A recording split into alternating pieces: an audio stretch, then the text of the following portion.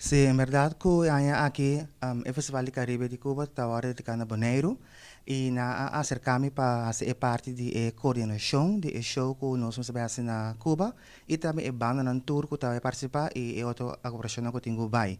Então, aí nós vai viaje para nos reunir com tour e pessoas concernidas aí na Cuba para acabar regel tour assunto aqui e também com de prensa e também para fazer uma promoção para que evento aqui e lançamento de poster e tudo e promoção com você toma lugar tudo e aqui para te dia 1 de julho para 10 de julho que é evento. Então, você vai hobby bom. Nós começamos com diferentes pessoas não conseguem começar para atender com parte aqui. De minha parte de diretor artístico que me tenho que dedicar parte de show. Me tenho que visitar 2 horas de show. Nós temos bem de outro para assim não poder desfrutar de cultura, história de nós cultura de Bonaire. Dus aqui também bezig com na Bonaire aqui mesmo para show bom de outro em dezembro para Bonaire bom representar de evento aqui.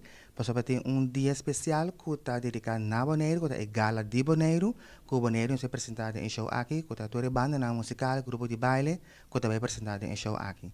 Não vai ser nada fácil, para Bonaire tem grupo de folclore atualmente.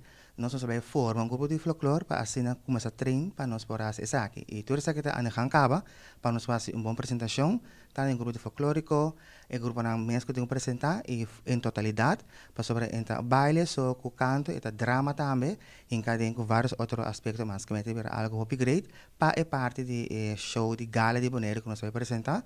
E nós temos várias outras apresentações também, tá folha semana, nós temos atividade também, para aí também tem cast de Bonaire que na apone, que caminha com informação general de nós para sim gezellig e apresentação todo dia de banda de Bonaire e está internacional que tem presente na Cuba.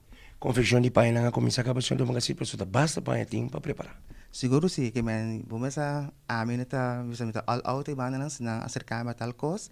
Me tenho que mostrar meu budget, bisa essa que está esang ko meeting ko mister, e acaba niyo bisa ko no so ko bisa sa tramite ng aqui, sa bastaling ko semento, pa training ng tama ito rin que menta algo bisa magistral, pa sobrang sabay ko mais ou menos 60 persona, ko tabay te parte teatro, pero ng 60 persona ta bisa full talent kami na presentar 2 para 3 biya, den e parte aqui no, que menta hopi paya, hobby preparação, hobby course, que nós sabemos apresentar, pero maneira que era pendiente, para nós saber ter show, prometo que nós vai fazer, tá dia 3 de junho, lá vai ter show aqui para mostrar Bonaire o que nós sabemos oferecer na Cuba para a apresentação que nós sabemos assim.